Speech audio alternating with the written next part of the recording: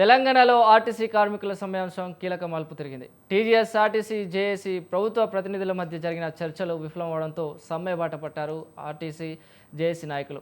తెలంగాణ ప్రభుత్వం జరిగిన చర్చలు విఫలం కావడంతో తాము ఈ నిర్ణయానికి వచ్చామని తెలిపారు. ఇప్పటికే చాలా కాలంగా సమస్యలు పెండింగ్లో ఉన్నాయని, మరింత ఆలస్యం సహించమేమని జేఏసీ నాయకులు స్పష్టం చేశారు. సమస్యలు పరిష్కరించేంత వరకు ఈ సమ్మె కొనసాగుతుందని కార్మికులు తెలుపుతున్నారు. రైట్, ఇదే అంశంపైన మరింత సమాచారాన్ని ఖమ్మం నుంచి అయ్యప్ప లైవ్లో అందిస్తారు.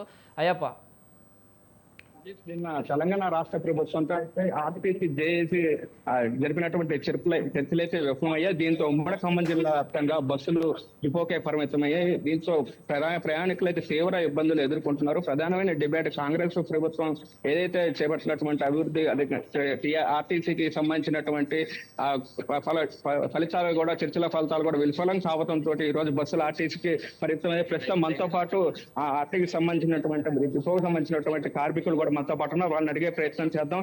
చెప్పండి, అసలు ప్రధానమైన డిమాండ్ ఏంది? అసలు కార్మికులకు గత ప్రభుత్వం కూడా ఇదే విధంగా ఆర్టీసీ, జేఏసీలు కార్మికులు కూడా తీవ్ర నష్టం వాటింది. ఎంతో మంది కూడా చనిపోయిన పరిస్థితి అయితే ఉంది. ఈసారి ఎలా ఉండబోతుంది? ఆర్టీసీ కార్మికుల న్యాయమైన సమస్యల కోసం ఈరోజు సమ్మె ప్రారంభమైంది. ఈ సమ్మె ముఖ్యంగా రేవంత్ రెడ్డి గారు ఇచ్చిన హామీ ప్రకారం ఆర్టీసీని ప్రభుత్వంలో విలీనం చేయాలని చెప్పి డిమాండ్ చేస్తా ఉన్నారు. దీంతో పాటు 2 పిఆర్సీలు పెండింగ్లు ఉన్నాయి, అవి కూడా ఇవ్వాలని చెప్పి అడుగుతా ఉన్నారు. దీంతో పాటు ఇవాళ ఏదైతే బస్సులు శాతం పెంచాలా, బస్సులు ఇవాళ మహిళలు ఉచిత ప్రయాణం అవడం చేత బస్సుల్లో ప్రయాణించేటువంటి 50 మంది ఎక్కాల్సిన బస్సులో 100 నుంచి 150 మంది ఎక్కుతా ఉన్నారు. కాబట్టి బస్సులు పెంచాలని చెప్పి కూడా డిమాండ్ చేస్తా ఉన్నారు.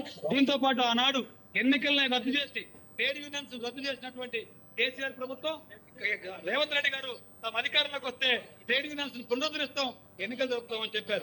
కానీ ఆ డిమాండ్ కూడా పరిష్కారం చేయాలని చెప్పి ఈ సందర్భంగా ఆర్టీసీ కార్మికులు కోరుకుంటా ఉన్నారు. ప్రధానంగా ఇప్పుడు కొత్త ప్రభుత్వం, గత ప్రభుత్వం చూసుకోవచ్చు, జగన్ ప్రభుత్వం ఆర్టీసీని ప్రభుత్వంలో విలీనం చేసింది. కానీ ఈ ప్రభుత్వం, కాంగ్రెస్ పార్టీ ఆర్టీసీకి సంబంధించినటువంటి ఎటువంటి కార్యాచరణ కూడా ముందుకు పోలేదు. దీనికి ప్రధానమైన కారణం ఏంటి? ఒకటే, ఎన్నికల ముందు రేవంత్ రెడ్డి గారు తమ అధికారంలోకి వస్తే పక్కన ఉన్నటువంటి ఆంధ్రప్రదేశ్ లో ఏదైతే ఆర్టీసీని విలీనం చేశారో అదే పద్ధతుల్లో మేము విలీనం చేస్తామని హామీ ఇచ్చారు. హామీని అమలు చేయటం లేదు. దానికి కారణం ఏంటంటే ప్రత్యేకమైన కారణాలు లేదు, దానికి ఖర్చు కూడా ఏమీ లేదు. కానీ ప్రభుత్వం ఏంటంటే మొండిగా వ్యవహరిస్తా ఉంది. మొండితనాన్ని పక్కన పెట్టి ఆ కార్మికుల యొక్క సమస్య ఏదైతే ఉందో ఆర్టీసీని ప్రభుత్వం విలీనం చేయాలని వాళ్ళు కోరుకుంటా ఉన్నారు. మీరు చెప్పండి, గత ప్రభుత్వం కూడా చూసుకోవచ్చు, కేసీఆర్ ప్రభుత్వంలో కూడా మీరు ధర్నాలు నిర్వహించారు, సమ్మెలు నిర్వహించారు. ఆనాడు ఎంతో మంది కూడా చనిపోయారు, కార్మికులు కూడా ధర్నాలు. ఈ రోజు ఈ సమ్మె నిరంతరం కొనసాగిద్ది అంటారు, చర్చలు సఫలం అవుతాయి అంటారు. అసలు మీ ప్రధానమైన డిమాండ్ ఏది? మా ప్రధానమైన డిమాండ్ ఫస్ట్ యూనియన్ రావాలి, 2 ప్రభుత్వంలో విలీనం చేయాలి, పిఆర్సీ బకాయిలు ఉన్నాయి.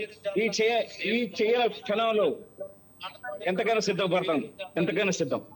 అన్ని తీరే వరకు సమ్మె విరమించేది లేదు. పిఆర్సీ బకాయిలు వెంటనే విడుదల చేయాలి, ప్రభుత్వంలో విలీనం చేయాలి, ఉద్యోగ భద్రత కల్పించాలి. న్యాయమైన డిమాండ్లన్నీ నెరవేరే వరకు సమ్మెను విరమించేది లేదు. మహిళలకు కాంగ్రెస్ ప్రభుత్వం పెద్దపీట వేసిందంటారా ఆర్టీసీ? తెలంగాణ ప్రజల్లో మహిళలకు మాత్రం నిజంగా ఉచిత బస్సు ప్రయాణం పెట్టి ప్రభుత్వం మంచిదే చేసిందండి. కానీ మేము తోటి మహిళా కండక్టర్లని, మమ్మల్ని మాత్రం, మా బాధల్ని, మా ఇబ్బందుల్ని మాత్రం ఈ ప్రభుత్వం మమ్మల్ని మర్చిపోయింది. మేము కూడా తెలంగాణ ఆడపడుచులమే, మేము తెలంగాణ ఆడబిడ్డలమే. వాళ్ళకు జరిగినట్లుగా మాకు కూడా న్యాయం జరగాలని మేము ప్రత్యేకించి వేరే ఏమీ అడగట్లేదండి. కాంగ్రెస్ పార్టీ మేనిఫెస్టోలో పెట్టిన డిమాండ్లని, పెట్టిన హామీలను మాత్రమే మేము నెరవేర్చమని అడుగుతున్నామండి. మేము ప్రత్యేకించి విడిగా కూడా ఏమీ అడగట్లేదండి.